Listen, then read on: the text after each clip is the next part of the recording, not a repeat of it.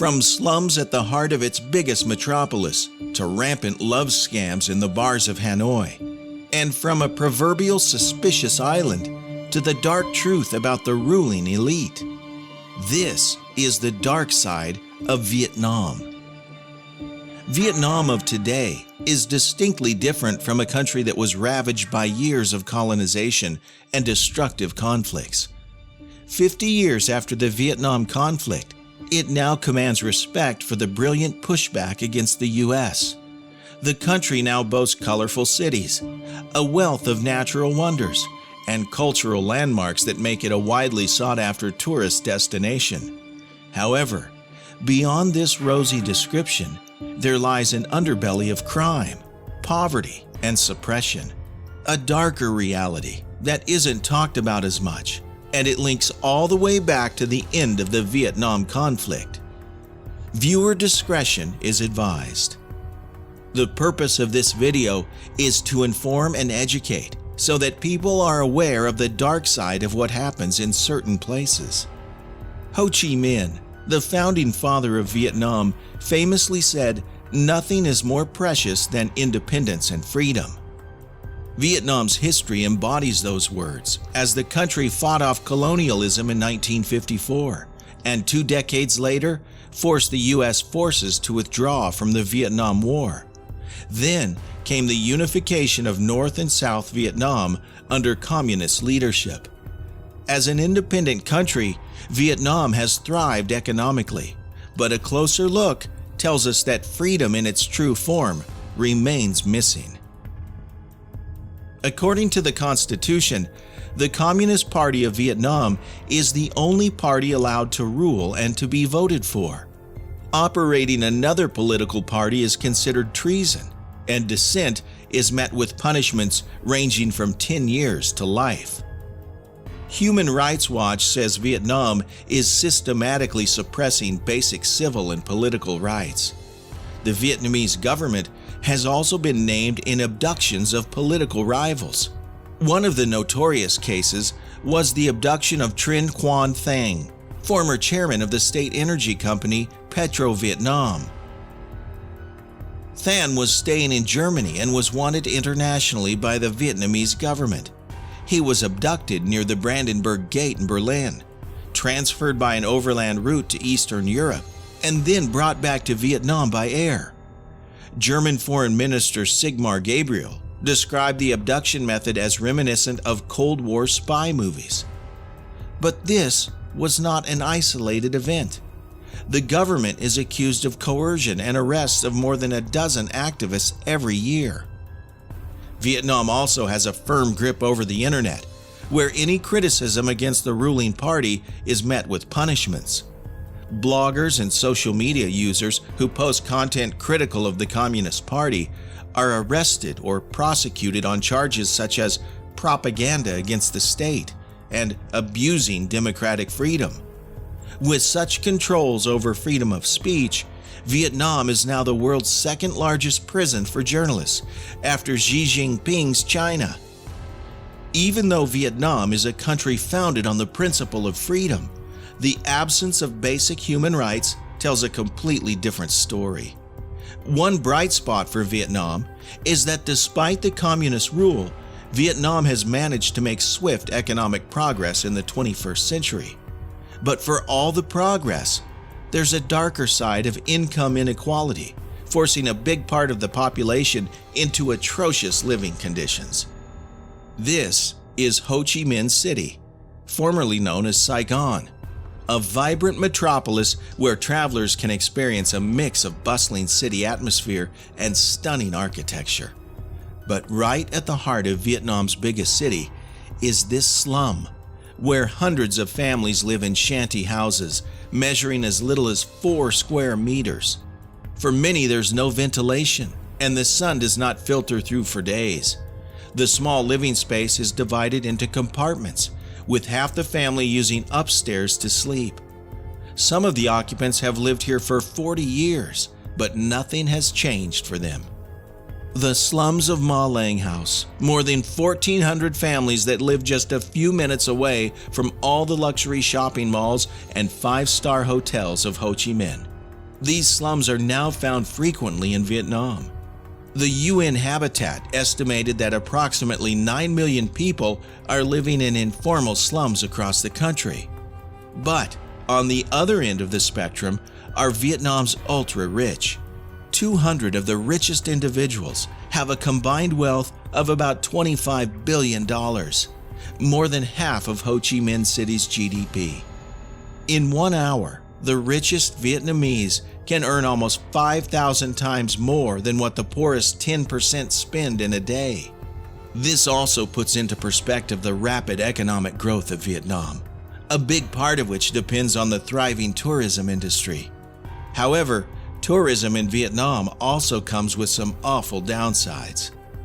Vietnam's capital, Hanoi, offers one of the best nightlife experiences in the world. However, the glitzy and glamorous nightlife in Vietnam has also given rise to scams that can trap the most intelligent of travelers. The most common scam involves meeting young, beautiful Vietnamese women either through dating apps, on the street, or in a bar. In conversation, the girls will lure unsuspecting tourists to a club or bar, promising a fun night out. They'll laugh at all the silly jokes and even hold hands. However, during this time, the vulnerable traveler is pressured into buying expensive bottles of alcohol at inflated prices. At the end of the night, the women will generally bail on the victim, who's left with the bar tab, often amounting to thousands of dollars. The scammers receive a commission for each bottle sold. This is just one of multiple scams targeting individuals in search of a human connection. One Vietnamese national in the U.S. lost $139,000 after meeting a Vietnamese woman through an online dating site. He fell in love with her and invited her to the U.S. The woman agreed but asked for financial assistance to make travel arrangements along with money for a bank statement. However, after receiving the money, the woman disappeared and was never found again. Another horrible scam that made national news was the Tinder boyfriend, where foreign nationals would trick Vietnamese women into crypto investments. Multiple women were defrauded of their life savings and remained helpless as their transactions were not protected by law. Upon confrontation, the scammers threatened to publish private photos of the victims online. Embarrassed and devastated, the victims now work together in closed groups to exchange and share their stories. However, there is slim hope of getting the money back. This pattern of exploitation extends to the highest level of government, where corruption has enabled the worst form of exploitation. Vietnam has emerged as a major source country for women and children trafficked for commercial sex, exploitation, and forced labor. This is either done forcefully or under the pretense of work abroad. Victims are sent abroad through illicit brokerage networks operated by Vietnamese nationals based abroad. In some instances, state-owned or state-regulated labor recruitment enterprises have also been involved.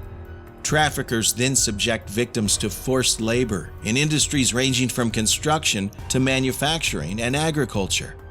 Most of the victims are trafficked to Malaysia, South Korea, and the Middle East. Some Vietnamese laborers have also made their way to the UK, where they work in nail salons and on cannabis farms. According to stats from the U.S. Department of State, the government identified 126 victims in 2021. This included 114 females and 45 children. They were subjected to transnational trafficking. 22 individuals were victims of forced labor, and 28 were victims of sex exploitation. The most worrying part of this ordeal is that it's enabled by the highest ranks of the government. In 2021, 2 Vietnamese embassy staff members were accused of having directly facilitated the forced labor of several Vietnamese nationals in Saudi Arabia. In a subsequent investigation, the government arrested and charged 4 high-ranking Ministry of Foreign Affairs officials for their role in profiteering through trafficking activities. These officials allegedly forced Vietnamese nationals stranded abroad during the pandemic to pay repatriation fees in order to return to their homes. However, at least one of the accused officials reportedly continued recruitment activities with impunity. Vietnam has since set aside $1 million for trafficking prevention. However, that's just not enough.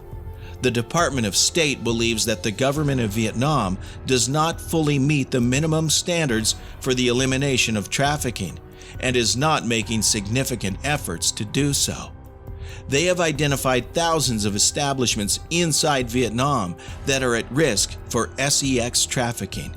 However, the authorities haven't identified any victims of sex trafficking, despite the prevalence of such cases at these sites. There hasn't been enough accountability over cases of trafficking. Instead, authorities have reportedly harassed and pressured survivors and their families in an effort to silence allegations against government officials. Trafficking for sex exploitation or forced labor is close to the worst form of abuse a human being can suffer. However, in Vietnam, there's another form of rampant abuse that isn't talked about very often. For those who have traveled frequently to Vietnam, one aspect of the tourist experience is the circus. Tourists get a laugh out of monkeys riding dogs in costumes or bears driving a buggy. These stunts charm a few visitors, but there's a dark truth behind this entertainment. The island Han Lao is also called Monkey Island due to the massive population of herds of monkeys there. However, many of these make their way to nearby resorts that offer free circus attractions. Once there, these animals are forced to do stunts. They are trained through punishment and put on a show for human amusement. This has led to some activists calling it the Torture Island. The animals are kept in cages in substandard living conditions. Wildlife aid group Animals Asia went undercover to these places and reported animals showing stress-related behaviors. Some animals died while in captivity. Those who were alive were in poor health and suffering further due to isolation from their natural habitats.